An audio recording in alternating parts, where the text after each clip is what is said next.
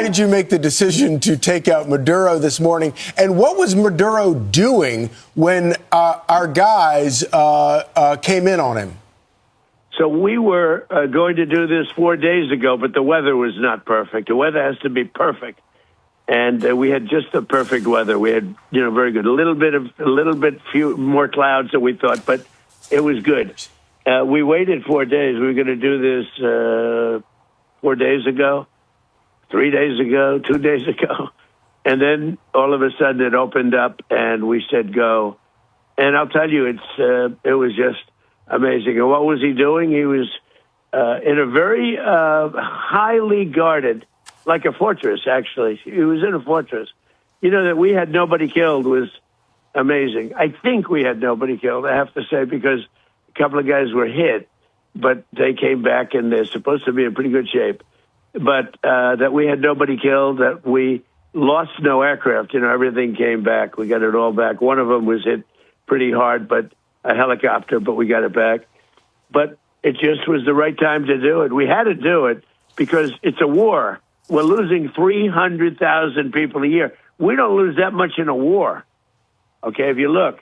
And we had to do it. But he was in a house that was more like a fortress than a house. It had steel doors. It had what they call a safety space where it's, solid steel all around. He didn't get that space closed. He was trying to get into it, but he got bum rushed so fast that he didn't get into that. We were prepared. What do you think is next for the Venezuelan people now that you have removed Maduro so that he can face American justice? Well, we're making that decision now. We can't take a chance on letting somebody else run and just take over where he left or left off. So we're making that decision now. We'll be involved in it very much. And we want to do liberty for the people. We want to, have a great relationship. I think the people of Venezuela are very, very happy because they love the United States. They were run by essentially a dictatorship or worse.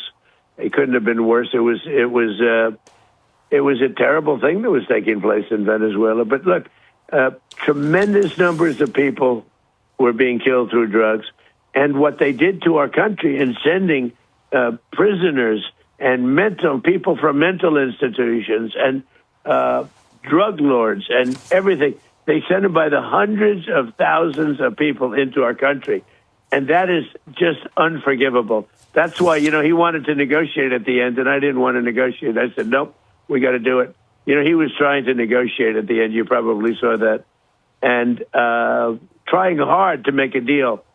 And I said, this could have been a very foolish thing if it didn't work out. But I said, nope, we can't do it. What he did with drugs was bad. What he did with a lot of other things was bad. But what he did was sending hundreds of thousands of Tren de Aragua and drug dealers. And they emptied out their jails into our country.